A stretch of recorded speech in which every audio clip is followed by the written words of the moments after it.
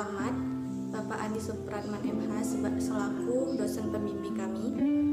Nah, di sini saya ingin menjelaskan sedikit mengenai percobaan atau fogging. Nah, fogging ini adalah suatu usaha untuk mencapai suatu tujuan tertentu yang pada akhirnya tujuan tersebut tidak terjadi atau belum terjadi. Nah, apabila di dalam hukum pidana dibicarakan hal percobaan, maka suatu tujuan yang dikejar itu tidak tercapai. Nah, percobaan ini terdapat dalam pasal 53 KUHP. Saya akan membacakan pasal 53 yang pertama, mencoba melakukan kejahatan pidana.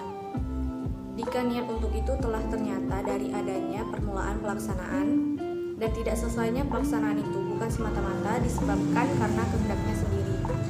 Yang kedua, maksimum pidana pokok terhadap kejahatan. Dalam hal percobaan dikurangi sepertiga. Yang ketiga, jika kejahatan diancam dengan pidana mati atau pidana penjara seumur hidup, dijatuhkan pidana penjara paling lama 15 tahun. Yang keempat, pidana tambahan bagi percobaan sama dengan kejahatan selesai.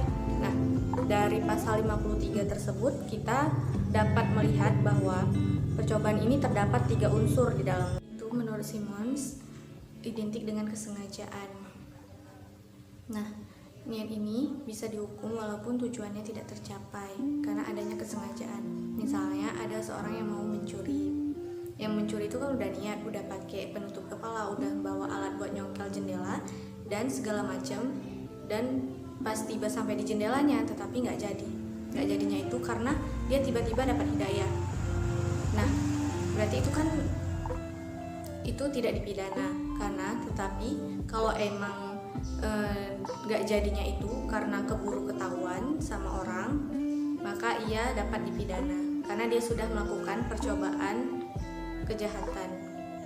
Nah, yang kedua, unsur yang kedua adalah permulaan pelaksanaan. Nah, permulaan pelaksanaan ini merupakan permulaan pelaksanaan dari kejahatan. Nah, ini berbeda dari perbuatan persiapan.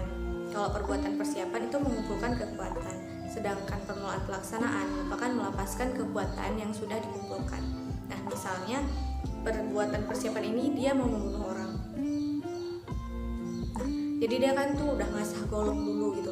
Nah, jadi ini tuh perbuatan persiapan, bukan permulaan pelaksanaan. Nah, jadi orang tidak bisa dipidana karena hanya dia ngasah golok, karena itu perbuatan persiapan. Tetapi ketika setelah diasah golok tersebut dia mendekati orang yang mau dibunuh, kemudian dia mengarahkan golok tersebut kepada orang yang ingin dibunuh tadi, nah kemudian seorang ini kebal. Nah, itu sudah termasuk kategori percobaan pembunuhan walaupun dia tidak mati, karena tidak matinya itu karena kehendak, bukan kehendaknya. Dia sudah melakukan permulaan pelaksanaan. Nah, unsur ketiga adalah tidak terselesaikan percobaan tersebut di luar kehendak pelaku. Nah, misalnya dia mau mencuri, dia sudah datang ke kandang ayam, misalnya mencuri di kandang ayam. Nah, dia tuh mengurungkan niatnya nggak jadi mencuri karena dia tiba-tiba taubat. Nah, walaupun niatnya sudah ada, dia juga sudah melakukan permulaan pelaksanaan, tetapi nggak jadi karena kehendaknya sendiri. Nah, kalau itu tidak dipidana karena tidak ada unsur yang ketiga. Tetapi jika dia sudah niat, sudah melakukan permulaan pelaksanaan dan nggak jadinya itu karena keburu ketahuan sama orang atau polisi, itu bisa dipidana. Nah, kenapa percobaan ini patut untuk dipidana? Kan perbuatannya itu nggak terjadi atau tujuannya itu nggak tercapai. Nah, ada 3 teori yang patut dipidananya percobaan ini. Yang pertama, teori subjektif, yang kedua teori objektif, dan yang ketiga teori campuran. Nah, teori yang pertama yaitu teori subjektif itu karena sifat berbahayanya pelaku. Yang kedua, teori objektif karena sifat berbahayanya terhadap masyarakat. Yang ketiga, teori campuran karena sifat bahayanya pelaku dan berbahayanya terhadap masyarakat. Nah, jadi itulah yang menjadi dasar patut dipidananya percobaan.